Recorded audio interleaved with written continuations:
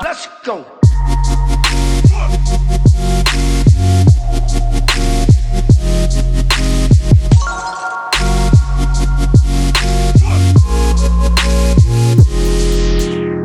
All right, thank you guys so much for sharing. The reality is most of us don't think about emotional health very often, even if we're feelers. I mean, we just go through life without ever stopping to think if we're happy, sad, indifferent, stressed, fearful. And most of us never think about why. We can't find the right words to articulate our feelings, even if we're trying to identify them. Until one day, out of nowhere, it seems like we find ourselves crying over a scene in a movie, or we're screaming at a friend while we're playing basketball in the driveway. And you find yourself thinking, well, where did that come from? Or what's wrong with me, you know?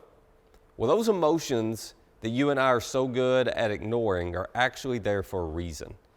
Now, we may not want to think about them until they bubble over and they catch us by surprise, but we would be a lot wiser to pay attention to that tension inside before it becomes a big thing. I mean, you don't yell at your friend playing pickup ball unless you've got some other stuff going on in your heart. We don't cry over a moment in a movie unless there are other issues that our hearts are wrestling with. Turns out setting a goal to have a healthier heart is actually a really great idea. That's what this whole series is about. Because our hearts and the emotions that come with it, well, they impact us way more than we realize. But you don't have to take my word for it. The Bible is full of wisdom from people just like you and me who wrestled with the same things we do. That's why Jesus had a lot to say about our hearts. And he talked a lot, and this is important, about the ways that our hearts and our emotions can control us. So today, I want us to look at a verse found in the book of Proverbs to see why it matters so much that we pay attention to the emotions in our hearts. Proverbs was written by a respected teacher, is full of wisdom for our lives. If you're looking for a way to start reading the Bible and you aren't sure where to start, well, Proverbs is actually a great place to dive in. There are 31 chapters in Proverbs, which means you can read one chapter every day and finish it in a month. So, might be a great idea for you. Anyway, the writer of Proverbs has this to say about our hearts in Proverbs 4:23. He said, above all else, guard your heart, for everything you do flows from it. Now, just to be clear, when this verse says heart, it's not talking about that muscle in your chest, okay? It's being way more poetic than that.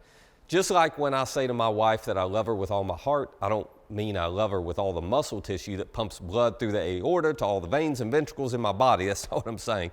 No, I'm talking about my emotions. I'm talking about the core of who I am, my character, my person.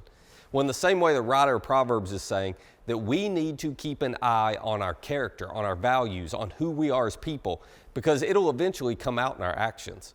This is why we've got to pay close attention to our heart. We've got to pay close attention to its health. So let's think about the condition of our heart for just a minute. It can be really easy for us to get out of whack with our values or our character or our emotions by becoming too selfish. So we can fall into the habit of only thinking about ourselves. And before you know it, we withdraw emotionally from friends or family. We withdraw emotionally from groups like you're sitting in right now. We become cold. We become calloused. Maybe you've experienced this. It's the girls at school that seem superficial and they only think about themselves. They're constantly judging. They're constantly tearing down the other girls around them because it makes them feel better. Guys start to think it's cool and tough to be crude or to be detached. So they say some really hurtful things. They think they can get away with it because somebody laughed or nobody stood up to them and challenged them. So they start to totally ignore their own emotions and they don't care about the emotions of others. Now, none of that happens overnight. We don't wake up one day and go, you know what, I want to be a jerk that everybody secretly hates, or I want to be the girl that nobody trusts because I always lie about people, I always share their secrets. None of us wake up wanting to do that, but we can all still end up there if we don't learn to pay attention to that tension in our hearts, that uncomfortable feeling you get inside when you say something you know you shouldn't, or you do something you never thought you'd do. You know that feeling, that tightness in your chest when someone does something that really hurts your feelings and you'd rather not feel it, so you try just to bury it down and ignore it? That sudden feeling of jealousy that popped up when he made that shot or she got that solo? You got to pay attention to that tension. You need to find out what's rattling around in you because, as the writer of Proverbs said, everything you do comes from your heart. So pay attention to the tension. Matter of fact, let's take a little quiz. Let me ask you a question. How is your heart? Now, if your heart's healthy, There should be something that breaks your heart in a really good way. It won't be the same thing for every person, but there should be something. So what stirs your emotions in a good way? What breaks your heart? Do you have an emotional reaction when maybe you see people picking up the wreckage from a hurricane?